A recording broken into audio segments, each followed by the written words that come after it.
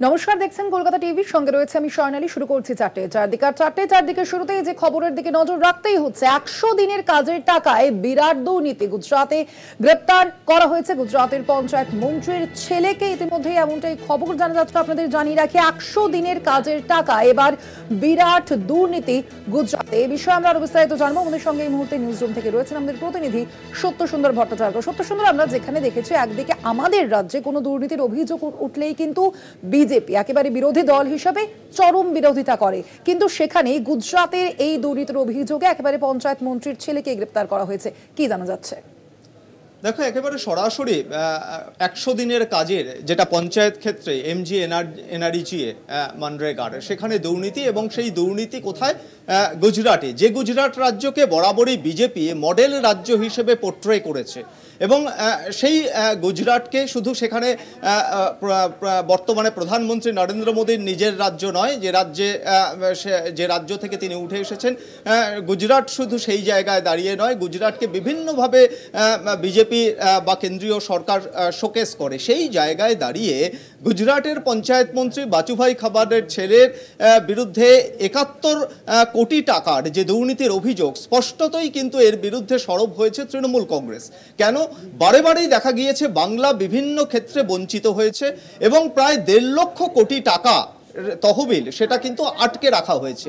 তৃণমূল কংগ্রেস সরাসরি এক্স হ্যান্ডেলে একেবারে এর বিরুদ্ধে সরব হয়েছে, প্রশ্ন তুলেছে তাহলে কি এবার গুজরাটের তহবিলের টাকা কাটা হবে বা সেই টাকা বন্ধ করে দেওয়া হবে?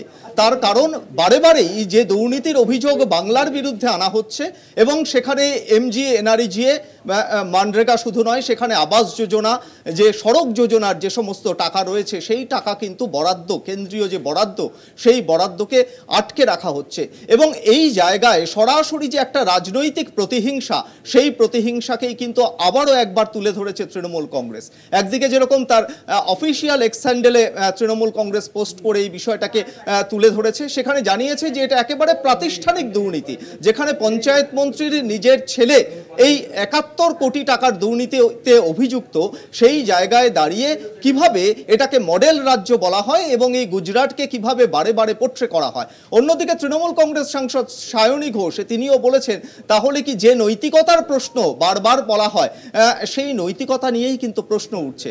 অন্যদিকে তৃণমূল কংগ্রেস বিধায়ক শশী পাজা তিনিও কিন্তু একই রকমভাবে সরব হয়েছে।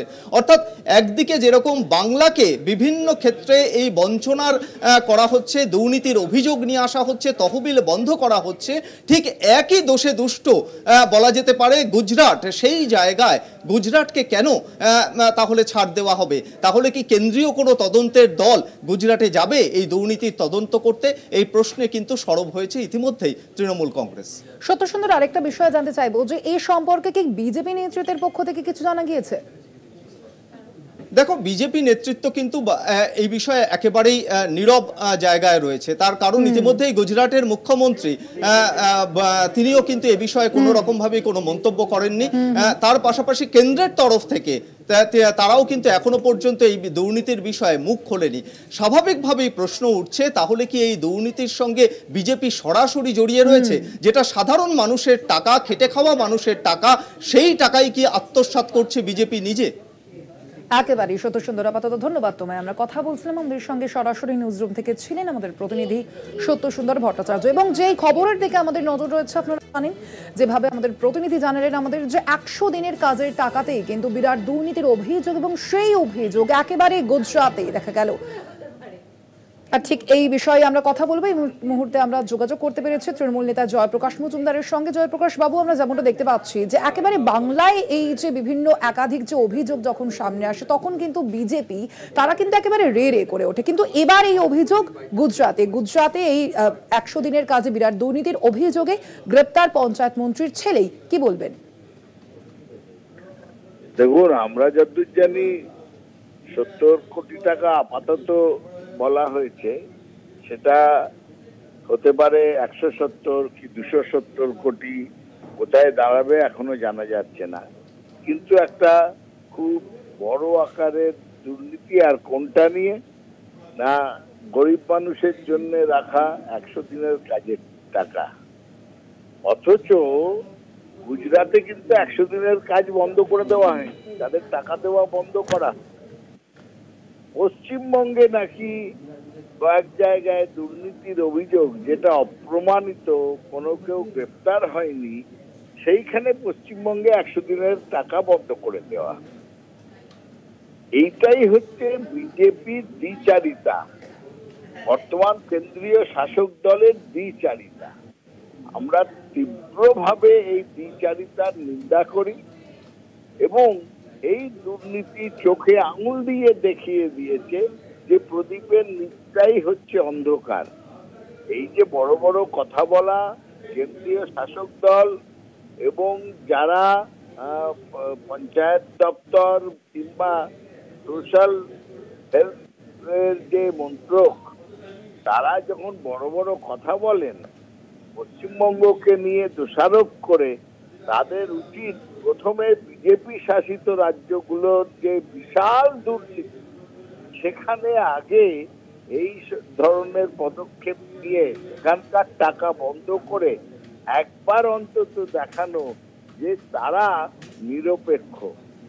আমরা পশ্চিমবঙ্গে, যেটা প্রমাণিত নয়, শুধু অভিযোগের ওপর ভিত্তি করে গরিব মানুষের টাকা বন্ধ করার যেরকম প্রতিবাদ করেছি, সেই রকম ভাবে উল্টো আমরা দাবি করছি সমস্ত বিজেপি শাসিত রাজ্যে এই 100 দিনের কাজ বা আবাস যোজনার টাকার বিভিন্ন দুর্নীতিতে যে বিজেপির নেতা নেত্রীরা জড়িত, তাদের বিরুদ্ধে যেন ব্যবস্থা নেওয়া হয়। ধন্যবাদ আপনাকে। আমরা কথা বলছিলাম তৃণমূল নেতা জয়প্রকাশ মজুমদার ছিলেন ফোন লাইনে। 100 দিনের কাজের টাকায় বিরাট দুর্নীতির অভিযোগ সামনে এসেছে এবং গুজরাটের এই ঘটনা 100 দিনের কাজের টাকাতেই সেখানে বিরাট দুর্নীতির অভিযোগ সামনে এসেছে গুজরাতে, এবং যার কারণে গুজরাতের পঞ্চায়েত মন্ত্রীর ছেলেকে গ্রেপ্তার করা হয়েছে। গ্রেপ্তার বিজেপির মন্ত্রী বাচু কাবাতের ছেলে বলবন্ত, এমনটাই জানা যাচ্ছে। এবং মূলত 71 কোটি টাকা দুর্নীতির অভিযোগ রয়েছে বলবন্তের বিরুদ্ধে। আপনাদের জানিয়ে রাখি, একেবারে গুজরাটের এই ঘটনা, 100 দিনের কাজের টাকায় বিরাট দুর্নীতি গুজরাটে, যেখানে আমরা দেখেছি একেবারে যে রাজ্যের ক্ষেত্রে, আমাদের রাজ্যের ক্ষেত্রে যেখানে একাধিক যে অভিযোগ, সেখানে যে কেন্দ্রীয় প্রতিনিধি দল বারংবার যে পর্যবেক্ষণ করতে আসে, সেখানেই কিন্তু বিরোধীরা যে প্রশ্ন তুলছেন, তাহলে কি এবার গুজরাটে, যেখানে বিজেপি শাসিত গুজরাটেও কি এবার তাহলে কেন্দ্রীয় প্রতিনিধি দল সেখানে যাবে? সেই প্রশ্নও কিন্তু তোলা হচ্ছে ইতিমধ্যেই। আপনাদের জানিয়ে রাখি, 71 কোটি টাকা দুর্নীতির অভিযোগ উঠেছে গুজরাটে। একেবারে পঞ্চায়েত মন্ত্রীর ছেলের বিরুদ্ধেই এই অভিযোগ। 100 দিনের কাজের টাকায় বিরাট দুর্নীতি গুজরাটে। গুজরাটের পঞ্চায়েত মন্ত্রীর ছেলের বিরুদ্ধেই এই অভিযোগ এবং এই অভিযোগেই গ্রেপ্তার করা হয়েছে তাকে।